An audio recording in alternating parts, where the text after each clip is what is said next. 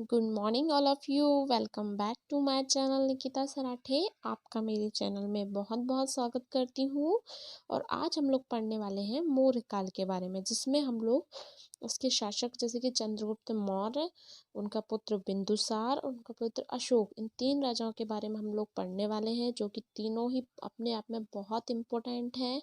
और एग्ज़ाम के point of view से इनमें से क्वेश्चन डेफिनेटली पूछा जाता है। अशोक से भी क्वेश्चन बनता है, बिंदुसार और चंद्रगुप्त मौर्य से भी क्वेश्चन बनते हैं, ठीक है ना। तो ये डिस्क्रिप्टिव वीडियो है आपका, इसमें पूरा डिस्क्रिप्शन से पूछा एक एक चीज़ आपको इनके बारे में बताई गई है। और ऑब्जेक्टिव वीडियोस भी मैं साथ साथ डालते जा रही हूँ, ताकि आप लोग अपनी प्रिपरेशन बेस्ट कर सकें, क्योंकि कोई भी कंफ्यूजन नहीं होना चाहिए। इंटरेस्ट के साथ पढ़ना है, नोट्स ज़रूर प्रिपेयर करने हैं। स्टार्ट करते हैं वीडियो को, लास्ट तक देखिएगा प्लीज़। ओके, चंद्रगुप्त मौर्य। सबसे पहले चंद्रगुप्त मौर्य का समय कितना, कब से कब तक का था, तो 322 ईसा पूर्व से लेके 297 ईसा पूर्व तक चंद्रगुप्त मौर्य का काल था, ठीक है। चंद्रगुप्त मौर्य जो है वो चाणक्य के शिष्य थे। चंद्रगुप्त मौर्य कौन थे? सबसे पहले चंद्रगुप्त मौर्य जो थे वो किसके शिष्य थे, क्वेश्चन बनेगा। तो आप क्या बताएंगे? चाणक्य, ठीक है ना। इस तरीके से हमको याद करना है। इसकी सहायता से नंद वंश के शासक जो थे घनानंद, नंद वंश के शासक कौन था? घनानंद था। घनानंद को उसने पराजित कर दिया था चंद्रगुप्त मौर्य ने। किसकी सहायता से? चाणक्य की सहायता से, ठीक है ना। ओके, नेक्स्ट है हमारा चंद्रगुप्त मौर्य तत्कालीन यूनानी शासक सेल्यूकस निकेटर। सेल्यूकस निकेटर कौन सा शासक था? यूनानी शासक था। तो 305 ईसा पूर्व में से पराजित कर दिया, सेल्यूकस निकेटर को पराजित कर दिया चंद्रगुप्त मौर्य ने। कब किया था? 305 ईसा पूर्व में। देखिए 3-4 क्वेश्चन तैयार हो गए हैं, ठीक है ना, है ना। ओके, तो चंद्रगुप्त मौर्य किसके शिष्य थे? चाणक्य के। और सेल्यूकस निकेटर को कब पराजित किया? 305 ईसा पूर्व में। याद हो गया? आई होप कि याद हो गया। और नेक्स्ट देख लेते हैं। सेल्यूकस निकेटर से संधि हो जाने के बाद, सेल्यूकस निकेटर से संधि हो गई, पराजित हो गए, सेल्यूकस निकेटर से साथ संधि हो गई, ठीक है। तो सेल्यूकस ने अपनी पुत्री क्या, हेलेना, सेल्यूकस की पुत्री कौन थी? हेलेना, उसका विवाह करा दिया। किससे? चंद्रगुप्त मौर्य से उन्होंने इसका विवाह करा दिया, ठीक है। जब वो हार गए तो फिर उन्होंने अपनी पुत्री को, हेलेना का, चंद्रगुप्त मौर्य के साथ विवाह करा दिया, ठीक है। सेल्यूकस ने अपने राजदूत के रूप में, उन्होंने अपने राजदूत के रूप में मैगस्थनीज को चंद्रगुप्त मौर्य के दरबार में भेजा था, ठीक है। अब क्वेश्चन बनता है कि चंद्रगुप्त मौर्य के दरबार में सेल्यूकस ने किस राजदूत को भेजा था? क्वेश्चन बहुत इंपॉर्टेंट है। मैगस्थनीज, ठीक है।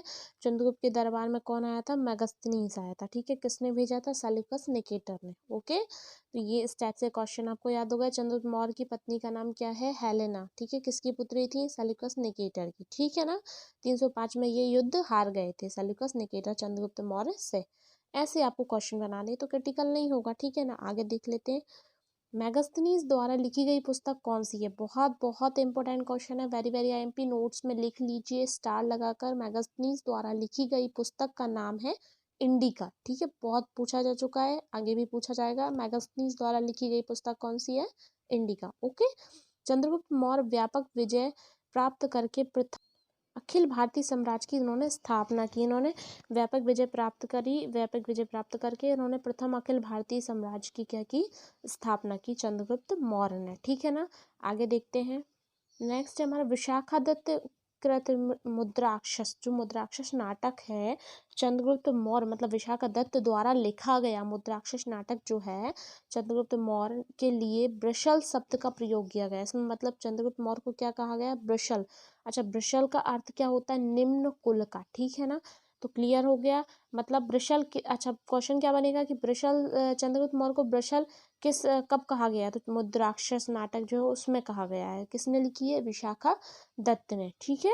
ओके, उसका अर्थ क्या है? वृषल का, निम्न कुल का, ठीक है। नेक्स्ट है हमारा, अपने जीवन के अंतिम अंतिम क्षणों में चंद्रगुप्त मौर्य ने जैन मुनि भद्रबाहु जो थे उनसे जैन धर्म की दीक्षा ली। और कर्नाटक में श्रवणबेलगोला बेला स्थान पर 297 ईसा पूर्व में संलेखना प्रक्रिया द्वारा इन्होंने, संलेखना मतलब अन्न जल का त्याग कर देना, द्वारा शरीर का त्याग कर दिया। तो क्लियर हो गया चंद्रगुप्त मौर्य की मृत्यु कैसे हुई? उन्होंने संलेखना विधि द्वारा अन्न जल का त्याग कर दिया। कब किया? 297 ईसा पूर्व में, इससे इनकी मृत्यु हो गई, ठीक है ना। कहाँ पर? श्रवणबेलगोला में, ठीक है। नेक्स्ट है हमारा बिंदुसार। अब ये भी अपने आप बहुत इंपॉर्टेंट है। बिंदुसार कौन थे, सबसे पहली बात आती है चंद्रगुप्त मौर्य के पुत्र थे। तो ऐसे आप सीरीज को याद रखिए ना, चंद्रगुप्त, चंद्रगुप्त के पुत्र कौन थे, बिंदुसार, बिंदुसार के पुत्र कौन थे, अशोक। तो याद रहेगा, ऐसे डिफिकल्ट नहीं होगा, ठीक है ना। ओके, बिंदुसार का समय कब से कब तक का है, 297 ईसा पूर्व से 273 ईसा पूर्व तक। देखिए हिस्ट्री को जितना चीज़ों को अपने आप में स्टोरी के टाइप में पढ़ेंगे उतना ही आसान रहेगी, जितना उसको क्रिटिकल समझेंगे उतना ज़्यादा आपको डिफिकल्ट लगेगी, ठीक है ना। देखिए जैसे हम मूवी देखते हैं इंटरेस्ट के साथ, वैसे ही पढ़ाई को भी इंटरेस्ट के साथ करना है। ओके, चंद्रगुप्त मौर्य का पुत्र बिंदुसार मौर्य साम्राज्य का अगला उत्तराधिकारी बना, ठीक है। बिंदुसार चंद्रगुप्त मौर्य की मृत्यु के पश्चात ये गद्दी पर बैठा, ठीक है। तो क्लियर है, इसमें कोई मतलब क्वेश्चन वाली बात नहीं है। बिंदुसार आजीवक संप्रदाय का अनुयायी था, ये क्वेश्चन बनता है। बिंदुसार किस संप्रदाय का अनुयायी था, आजीवक संप्रदाय का अनुयायी था। क्लियर हो गया, बिंदुसार आजीवक संप्रदाय का अनुयायी था, क्वेश्चन नोट कर लीजिएगा। यूनानी लेखक बिंदुसार को अमित्रोचेटक कहते हैं, मतलब यूनानी लेखक जो है वो बिंदुसार को क्या कहते हैं, अमित्रोचेटक। ये भी क्वेश्चन बनता है, आप लिख लीजिए एग्जाम में, जो मैं बोलती हूँ प्लीज उसको नोट जरूर कर लिया करें। यूनानी लेखक बिंदुसार, यूनानी लेखकों ने बिंदुसार को क्या कहा है, अमित्रोचेटक, ठीक है। नेक्स्ट क्वेश्चन है, बिंदुसार अमित घात के नाम से भी जाना जाता है। बिंदुसार को अमित घात के नाम से भी, अमित घात किसे कहा जाता है, बिंदुसार को। इसका अर्थ क्या है अमित घात का, विनाशक, ठीक है, विनाशक मतलब शत्रु विनाशक, जो कि विनाशक के नाम से इन्हें पुकारा जाता था। मतलब कितनी अच्छी उपाधि दी गई है, ठीक है ना। तो आप क्लियर हो गया। अब अमित घात किसे कहा गया है, बिंदुसार को। अमित्रोचेटक किसने कहा, यूनानी लेखक ने कहा है, ठीक है, ओके। अच्छा, वायु पुराण में बिंदुसार को भद्रसाल कहा गया है। वायु पुराण में बिंदुसार को क्या कहा गया, भद्रसाल कहा गया, जबकि जैन ग्रंथों में से सिंहसेन कहा गया। देखिए कितने सारे नाम हैं, मतलब आपको एक ऐसे नाम लिख लेना है, बिंदुसार के नाम और अन्य नाम क्या है, अमित्रोचेटक, ठीक है, अमित घात, और आपका वायु पुराण में क्या, भद्रसाल, और सिंहसेन क्या, जैन ग्रंथों में कहा गया। क्लियर हो गया। देखिए 4 नाम बता दिए मैंने, सिंहसेन, भद्रसाल, और अमित घात, और आपका ऐसे याद रखना है, ठीक है। यूनानी शासक एंटियोकस ने दरबार में डायमेकस नामक राजदूत को भेजा था। बिंदुसार के दरबार में कौन सा राजदूत रहता था, तो डायमेकस राजदूत। किसने भेजा था, एंटियोकस ने, ठीक है। बिंदुसार की मृत्यु कब हुई, 273 ईसा पूर्व में इनकी मृत्यु हो गई। याद रहेगा, 273 ईसा पूर्व में, 273 ईसा पूर्व में बिंदुसार की मृत्यु हो गई, ठीक है ना। अशोक, अब हम आ जाते हैं अशोक पे। ओके, अशोक जो है, अशोक का समय कब से शुरू हुआ, 273 ईसा पूर्व, मतलब बिंदुसार की जब मृत्यु हुई उसके बाद से अशोक का समय शुरू हो गया, ठीक है। अशोक का 273 ईसा पूर्व से इनका समय शुरू हुआ। अशोक बिंदुसार का पुत्र था, ठीक है।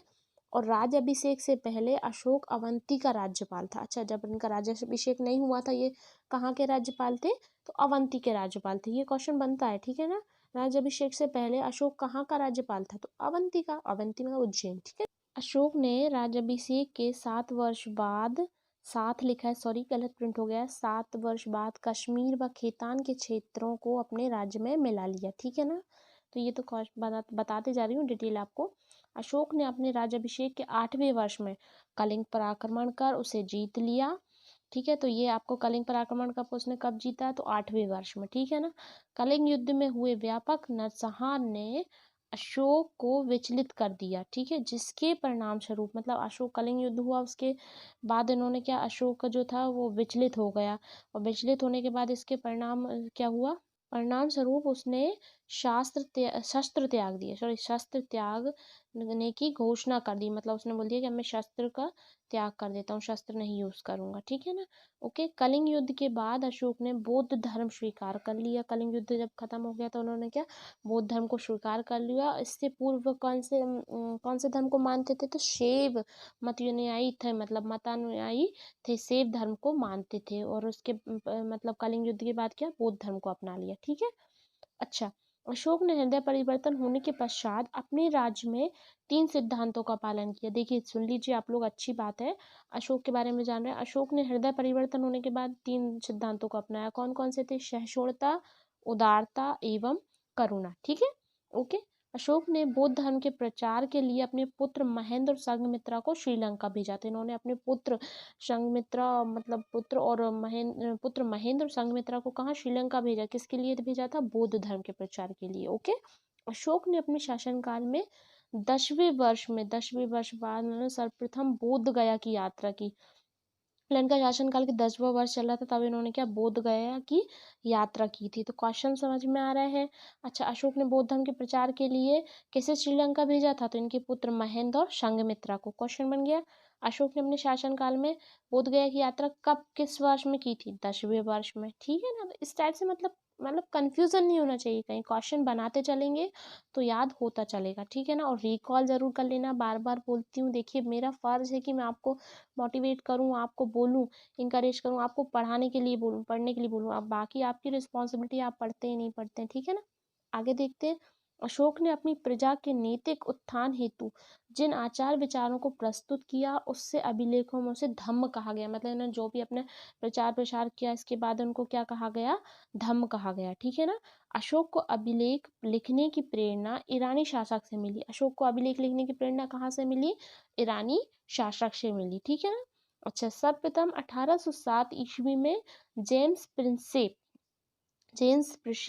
ने अशोक के अभिलेखों को पढ़ने में सफलता हासिल की। सबसे पहले क्वेश्चन बनता है, पेपर में पूछा जा चुका है बार बार, अशोक के अभिलेखों को पढ़ने में सबसे पहले सफलता किसे मिली? तो जेम्स प्रिंसेप को। ठीक है। अच्छा, कब मिली? 1807 में। ठीक है। तो क्लियर हो गया क्वेश्चन, बिल्कुल माइंड में डाउट नहीं होना चाहिए, ये नोट कर लेना, ये बहुत इंपॉर्टेंट पॉइंट है। सबसे पहले अभिलेख पढ़ने में सफलता मिली जेम्स प्रिंसेप को 1807 में। क्लियर हो गया? ओके, आई होप कि आपको वीडियो अच्छा लग रहा हो, और अगर लग रहा हो तो प्लीज़ आपसे एक ही सपोर्ट चाहती हूँ कि आप वीडियो को लाइक करें, चैनल को सब्सक्राइब कर लें अगर फर्स्ट टाइम देख रहे हैं तो, है ना। और वीडियो को शेयर करें, ताकि ज़्यादा से ज़्यादा लोग इस चैनल से जुड़ेंगे तो मैं और भी आगे अच्छे अच्छे वीडियोस बना पाऊँगी। ठीक है ना। इस चैनल को इनकरेज, अभी ये न्यू चैनल है तो आप लोगों का सपोर्ट मेरे लिए बहुत ज़रूरी है। प्लीज़ आप लोगों से सपोर्ट की उम्मीद करती हूँ। ओके। नेक्स्ट है हमारा अशोक का प्रयाग स्तंभ अभिलेख, जो कि पहला कौशाम्बी में स्थित था। इसे अकबर ने इलाहाबाद के किले में स्थापित कराया। देखिए, ध्यान से सुनिए, अशोक का जो प्रयाग स्तंभ लेख था, ठीक है, अभिलेख जो था, वो पहले कहाँ था? कौशाम्बी में स्थित था। उसके बाद अकबर ने इसे क्या किया? इलाहाबाद किले में स्थापित कराया। तो अशोक की जो दूसरी पत्नी थी, कौन? कारूबाकी। ठीक है। इसका उल्लेख उसमें मिलता है इलाहाबाद, मतलब अच्छा, अब क्वेश्चन क्या बनेगा? तो कारूबाकी जो अशोक की पत्नी है, उनका किस अभिलेख में उल्लेख मिलता है? तो स्तंभ अभिलेख में। ठीक है। और इसे रानी का अभिलेख भी कहा जाता है। देखिए, बहुत बहुत इंपॉर्टेंट क्वेश्चन बनता है, रानी का अभिलेख किसके बारे में है? तो कारूबाकी के बारे में। ठीक है। ऐसे नोट करना है आपको। अच्छा, नेक्स्ट है मक्सी अभिलेख में अशोक का नाम अशोक मिलता है। ठीक है। मक्सी के जो अभिलेख है उसमें अशोक का नाम क्या? अशोक मिलता है। और दिल्ली टोपरा स्तंभ लेख में फिरोज शाह तुगलक द्वारा दिल्ली से जो टोपरा लाया गया था। अशोक का सबसे छोटा अभिलेख कौन सा है? रुकमनदेई। ठीक है। रुकमनदेई इनका सबसे पहला अभिलेख है। अच्छा, एक पॉइंट इसमें नहीं लिखा है, अशोक के फर्स्ट जो अभिलेख है उसमें क्या कहा है अशोक ने? कि प्रजा ही मेरी संतान है। ठीक है। ये इन्होंने लिखा हुआ है। ओके। अशोक के 13वें शिलालेख में कलिंग युद्ध का वर्णन और अशोक के हृदय परिवर्तन की बात की गई है। ठीक है। अब क्वेश्चन क्या बनेगा? अशोक के कौन से शिलालेख में कलिंग युद्ध का वर्णन है? 13वें शिलालेख में। अशोक के हृदय परिवर्तन की बात किस शिलालेख में की गई है? 13वें शिलालेख में। ठीक है। सबसे छोटा अभिलेख कौन सा है? रुकमनदेई। ठीक है। ओके। मत्स्य अभिलेख, अशोक का नाम किस अभिलेख में अशोक मिलता है? मक्सी। ओके। ऐसे क्वेश्चन आपको याद करने हैं, हो जाएंगे। ठीक है ना। तो ये अशोक के बारे में पूरा अपना डिटेल से बता दिया है मैंने, एक भी क्वेश्चन नहीं छूट रहा है। ठीक है ना। अशोक ने रायसेन जिले में सांची स्तूप का निर्माण करवाया था, तो सभी को पता होगा। अच्छा, कलन की राजतरणी के अनुसार अशोक ने कश्मीर में झेलम नदी है, जो कश्मीर में अपनी झेलम नदी के किनारे श्रीनगर की स्थापना की थी। ठीक है।